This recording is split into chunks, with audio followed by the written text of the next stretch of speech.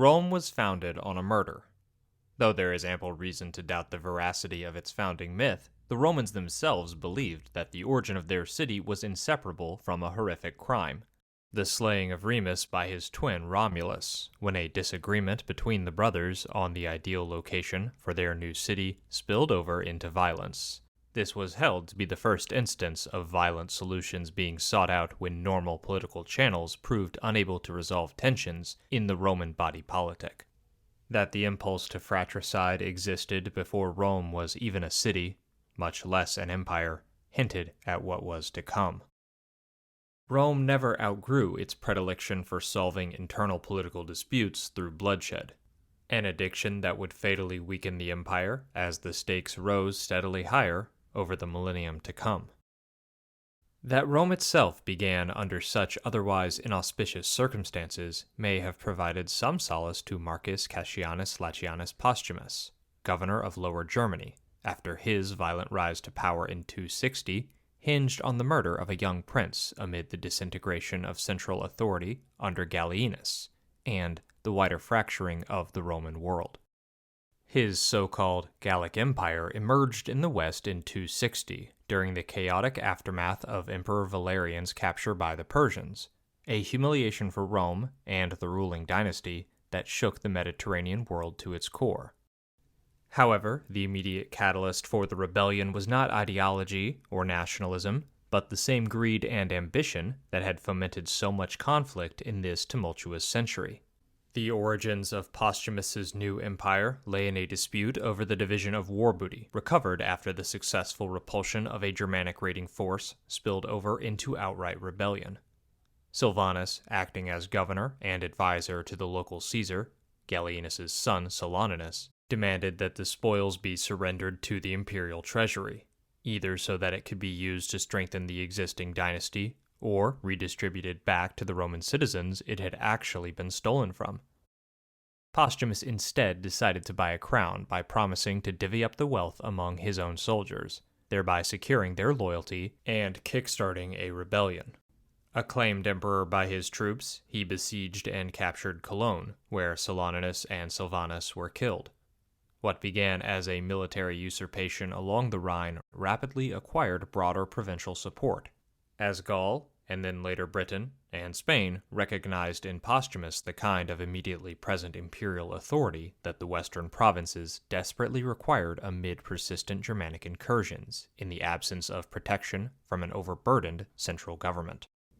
Now, while Gallienus, continuing in luxury and debauchery, gave himself up to amusements and reveling and administered the commonwealth like a boy who plays at holding power, the Gauls, by nature unable to endure princes who are frivolous and given over to luxury and have fallen below the standard of Roman valor, called Postumus to the imperial power, and the armies too joined with them, for they complained of an emperor who was busied with his lusts.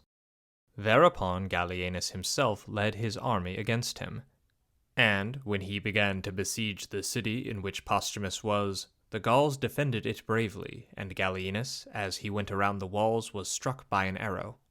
So for 7 years Postumus held his power, and with the greatest vigor protected the regions of Gaul from all the barbarians surging about. Though revolts, coups, and assassinations were all endemic during this period, Postumus broke with past precedent and made no effort to establish himself as the ruler of the entire Roman world. Indeed, he did not even attempt to occupy the Eternal City itself. Perhaps he had paid enough attention to the scores of failed imperial claimants that had preceded him, and decided not to bite off more than he could chew. But, though we don't have access to his rationale, as all literary sources concerning his empire come from outside it, we can see that he was content with his fiefdom being this new politically autonomous entity in the West. He never attempted to move into Italy, but his new state was still effectively Roman in its cultural orientation and governing institutions. Difficult as it is for us to comprehend, it must be stressed that the Gallic Empire was not a nationalist revolt, or even an effort by the Gauls to reclaim the independence they had lost to Caesar centuries ago. In fact, It was the underlying Romanness of this new regime which made it easier for Postumus to eventually fold Britain and Spain into his empire. Local elites in these regions did not feel they were abandoning Roman forms to become second-class citizens in a new political system. They simply reoriented existing loyalties towards a new capital and a rival Roman imperial formation, a competitor with Gallienus's central empire for the mantle of true Romanitas. So, despite its newfound autonomy from the central government, the Gallic regime remained Roman in language, ideology, administrative practice, and self-presentation. Postumus adopted conventional imperial titles, including Pontifex Maximus and Pater Patriae. His regime also maintained familiar institutions, such as consuls and a senate for local aristocrats. Understood as such, it can be argued that this was not even really an attempt to create a distinct state, but an effort to stabilize the western provinces under a local ruler capable of providing effective military defense. If you're enjoying this video, please do us a favor by liking, commenting, and subscribing. We're a small channel, and this is the only way to get the almighty YouTube algorithm to notice us. Furthermore, you can help Tribunate become more sustainable by becoming a member for as little as 99 cents a month. Thank you for all of your support.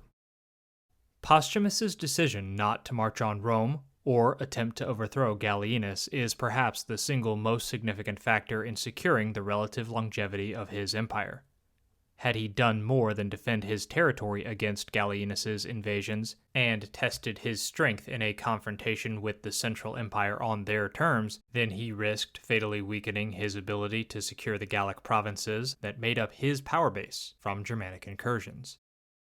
Instead, limiting the scope of his ambition allowed Postumus to concentrate on frontier security, and he was thus able to secure the local support necessary to maintain power for roughly a decade. An exceptional achievement in an age marked by rapid imperial turnover. He may never have possessed Rome, but he recognized that Gaul, Britain, and Spain were sufficient enough for one man. However, despite his pragmatism and willingness to adopt a new approach to the irreconcilable tensions of power and statecraft in his age, Postumus's efforts to break the cycle of disorder and collapse were ultimately unsuccessful, because he was unable to address the structural weaknesses that had afflicted the Roman world for several decades, and had even precipitated a similar contemporaneous breakaway empire in the east, centered around Palmyra.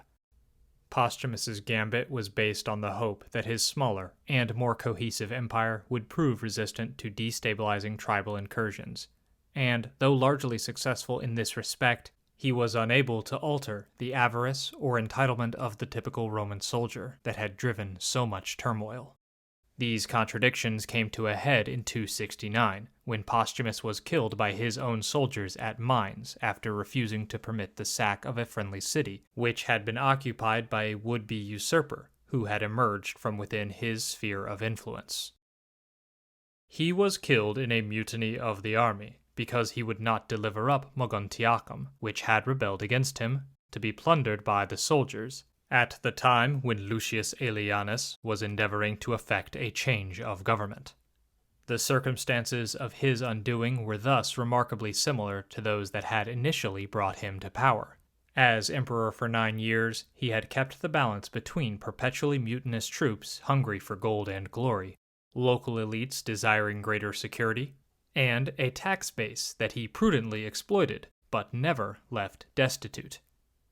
His successors were certainly men of ambition, but they lacked Postumus's vision, or his ability to keep these diverse and fractious stakeholders united in a coherent civic body capable of standing on its own without Rome.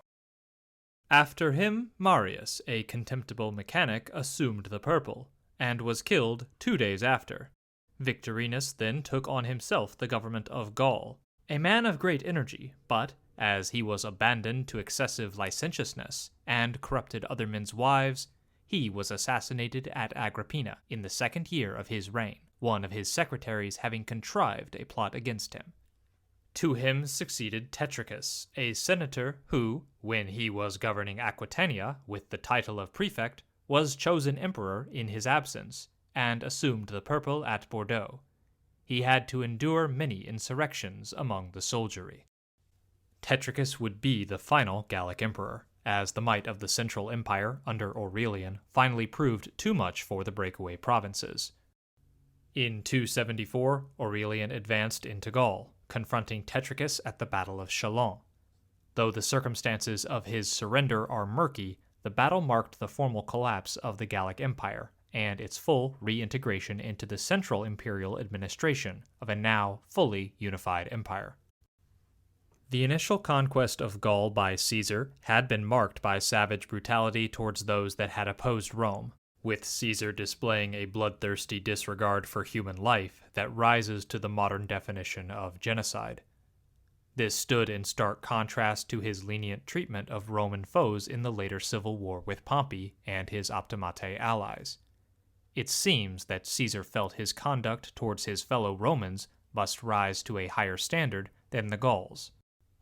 In Aurelian's second conquest of Gaul, 3 centuries later, he displayed the clemency of Caesar towards fellow Romans. For where Vercingetorix had been publicly executed at the climax of a triumph celebrating Caesar's victories, Aurelian would spare Tetricus after the triumph, and even appoint him to an administrative post in Italy. It was a remarkable display of humanity and a willingness to avoid unnecessary death in favor of reconciliation. It seems that Aurelian was learning from the missteps of previous emperors, and recognized the fragility of his newly reunified empire. Restoring the world was only half the battle. He knew that maintaining the peace he had fought for would prove just as difficult. Like Caesar returning from his triumph over Pompey's sons in 45 BCE, Aurelian aimed to build a new order from the ashes of a destructive civil war. But, like Caesar before him, there were still enemies lurking.